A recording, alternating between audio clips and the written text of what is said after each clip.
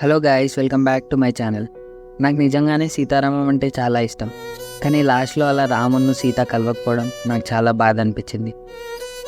అప్పుడు నాకు ఆలోచన వచ్చింది, సీతారామంకి ఫ్యాన్ మేడ్ పార్ట్ 2 ఒకవేళ నేనే రాస్తే, తెలుసు కొంచెం అటు ఇటైనా మొత్తం ఛానల్ని రిపోర్ట్ కొట్టేస్తారని, కానీ I will try my best. ఎండ్లో నెక్స్ట్ పార్ట్ ఒక చిన్న ట్రైలర్ పెట్టాను, కాబట్టి ఆ ట్రైలర్ పక్కాగా చూడండి. ఇంకా లాగ్ చేయకుండా లెట్స్ రోల్ ఆర్ ఇంట్రో.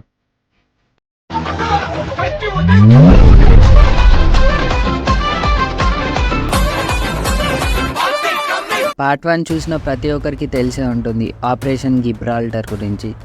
మన పార్ట్ 2లో జరిగే ఆపరేషన్ పేరు ఆపరేషన్ బ్లాక్ ఆర్కిడ్.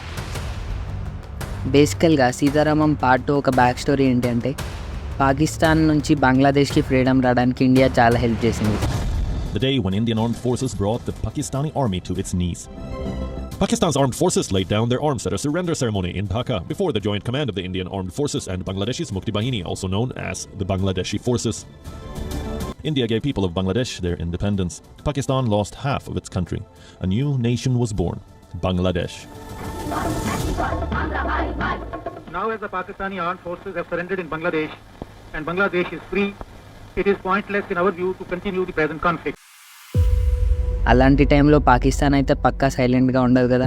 తన టెర్రరిస్ట్ తోటి ఎలా అంటే అలాంటి ప్లాన్స్ అయితే చేస్తుంటుంది కదా. ఆ ప్లాన్స్ అన్నిటి ఎలా ఉంటాయి, ఇంకా దానిలో సీతను రామ్ ఎలా ఇన్వాల్వ్ అయి ఉంటారు అనేదే ఈ సీతారామం పార్ట్ 2 అనమాట. ఇప్పుడు స్టోరీలో ఇంకొంచెం డీప్గా వెళ్దాం. పాకిస్తాన్ నుంచి బంగ్లాదేశ్కి ఫ్రీడమ్ రావడానికి ఇండియా ఎంతో సపోర్ట్ చేసింది. వాళ్ళకి ట్రైనింగ్ ఇచ్చింది, వాళ్ళకి వెపన్స్ ఇచ్చింది, ఇంకా కొంచెం ఫిజికల్గా కూడా హెల్ప్ చేసింది. ఇలాంటి టైంలో పాకిస్తాన్ వేసే ప్లాన్ పేరే ఆపరేషన్ బ్లాక్ ఆర్కిడ్. ఈ ప్లాన్ యాక్చువల్గా ఏంటంటే, బంగ్లాదేశ్కి ఆల్మోస్ట్ సపోర్ట్ అంతా వెళ్ళేది మేఘాలయ నుంచి. అదే మేఘాలయన్ పీపుల్ ఇండియన్ ఆర్మీకి ఎదురు తిరిగేలాగా చేస్తే వాళ్ళ ప్లాన్ సక్సీడ్ అవుతుంది. వాళ్ళ ప్లాన్ టోటల్గా 4 స్టెప్స్.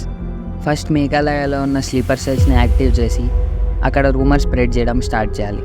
ఇంకా అక్కడున్న లోకల్ టీవీ ఛానల్స్తో కూడా వాళ్ళు కంబైన్ అవుతారు. అక్కడ ఉండే మోస్ట్ ఆఫ్ ద పీపుల్ ట్రైబే కాబట్టి, నెంబర్ 1 అక్కడ ఉండే ఆర్మీ ఆఫీసర్స్ అందరూ ట్రైబల్ పీపుల్ని చాలా హీనంగా చూస్తున్నారు, ఇలా పడితే అలా కొడుతున్నారు అని చెప్పేసి అక్కడ లోకల్ ఛానల్లో పబ్లిష్ చేస్తే నమ్మడం స్టార్ట్ చేస్తారు. నెంబర్ 2 అక్కడ ఉండే ల్యాండ్స్ అన్నీ గవర్నమెంట్ తన ఆధీనంలోకి తీసుకొని ఫారిన్ కంపెనీస్కి అమ్మేస్తున్నారని చెప్తారు. అలా చెప్పడం వల్ల వీళ్ళలో భయం స్టార్ట్ అవుతుంది, ఎక్కడ వాళ్ళ ల్యాండ్స్ అమ్మేస్తారు అని. నెంబర్ 3 గవర్నమెంట్ అక్కడ ఉండే లోకల్ ఫెస్టివల్స్ అన్నీ బ్యాన్ చేసింది అని చెప్పేసి రూమర్ చెప్పడం స్టార్ట్ చేస్తారు.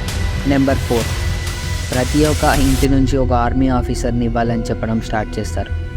ఈ రూమర్స్ అన్ని స్ప్రెడ్ చేసిన తర్వాత అక్కడనే ఉండే స్లీపర్ సెల్స్ ఎవరైతే అక్కడనే ఫ్యామిలీ కూడా అరేంజ్ చేసుకున్నారో వాళ్ళతోటి రెవల్యూషన్ తెప్పేయడం స్టార్ట్ చేస్తారు. అలా అయితే ఆటోమేటిక్గా ఇండియన్ ఆర్మీకి వీళ్ళందరూ ఎదురు తిరుగుతారు. అప్పుడు మేఘాలయ నుంచి సపోర్ట్ వెళ్ళడం చాలా కష్టం. ఇది యాక్చువల్గా పాకిస్తాన్ ప్లాన్. ఇది వాళ్ళ ప్లాన్ కదా. ఇందులో రామ్ ఎక్కడ ఉన్నాడు, రామ్ అసలు ఎలా వచ్చాడు, రామ్ రీబర్త్ తీసుకున్నాడా, లేకుంటే రామ్ ఎలా వచ్చాడు, ఇంకా సీతారామ్ని ఎలా కలిసింది, ఇవన్నీ తెలుసుకోవడానికి స్టే ట్యూన్ అండ్ సబ్స్క్రైబ్. ఇంకా మీకోసం ఒక చిన్న ట్రైలర్. అప్పటి వరకు the eternal love of Ram అనే బుక్ చదివిన అమృత ఇలా అంటుంది. Why did they have to be separated? Was their love not enough? The blessings that old couple gave. Where did those blessings go?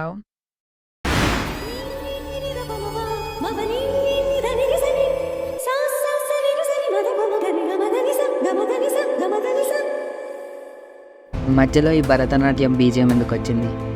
సీతకి ఈ భరతనాట్యంకి బీజిఎంకి ఏమైనా సంబంధం ఉందా? ఇంకా ఇలాంటి ఎన్నో విషయాలు తెలుసుకోవడానికి మన నెక్స్ట్ పార్ట్ కోసం ఈ ఛానల్ని సబ్స్క్రైబ్ చేసుకోండి, లైక్ చేయండి అండ్ కామెంట్ చేయడం మాత్రం మర్చిపోకండి. మీరు చేసే కామెంట్ని బట్టే నేను పార్ట్ 2 తీయాలా వద్దా డిసైడ్ చేసుకుంటాను. కాబట్టి please comment and like, share, subscribe. Thank you. Bye bye.